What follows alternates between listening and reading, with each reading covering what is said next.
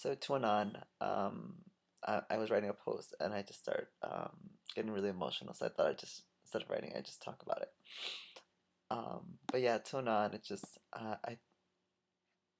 there's really no feeling in the world quite like doing something you've always wanted to do, but we're always too afraid to do it. I mean, growing my hair out, doing my nails, wearing makeup, rocking some like sick heels. These are all like things that I wanted to do when I was 4, but I was always told that I couldn't do it, but that I shouldn't do it because it wasn't normal, it wasn't right. And so I eventually learned to like hide these things, hide part of who I was, as a little feminine boy that always crossed his legs.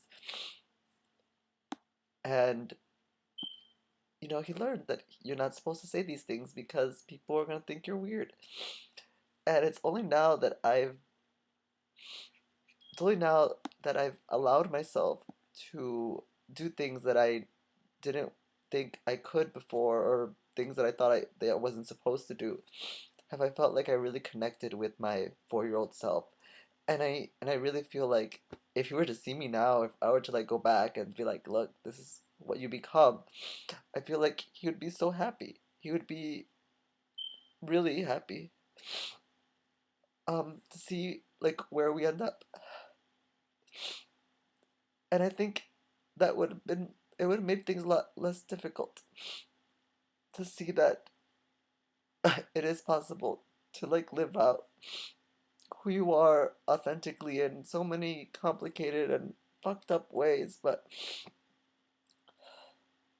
I honestly feel now that he'd be so happy and he would be so excited to see me and to see us and what he's gonna become, just to see what I am. And maybe I'm not attractive to many people, but I'm fucking beautiful. And the little 4-year-old boy that was such a little sissy, he was beautiful too. And he learned to think of himself as not beautiful because of everything. And so, like, everything I do, I kind of do it thinking of that 4-year-old version of myself. That little boy that was defiantly, crossing his legs, even though everybody told him that's not how little boys sit. The little boy who would match his, like, dinosaur t-shirts with his shorts because he liked that they were really short and they showed off his leg. I know it's like crazy, but like that was me. That's what I did, and I liked it, and it made me happy. And it was only when people started telling me that I wasn't supposed to do it that I stopped doing it, and I became very miserable, and I became depressed, and and I hurt myself, and I've hurt myself many many times because I've been so scared of being myself authentically, and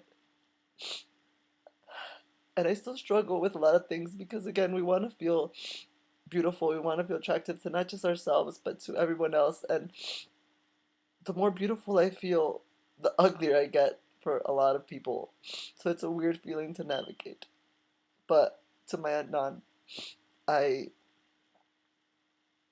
I want you to know that you're not alone.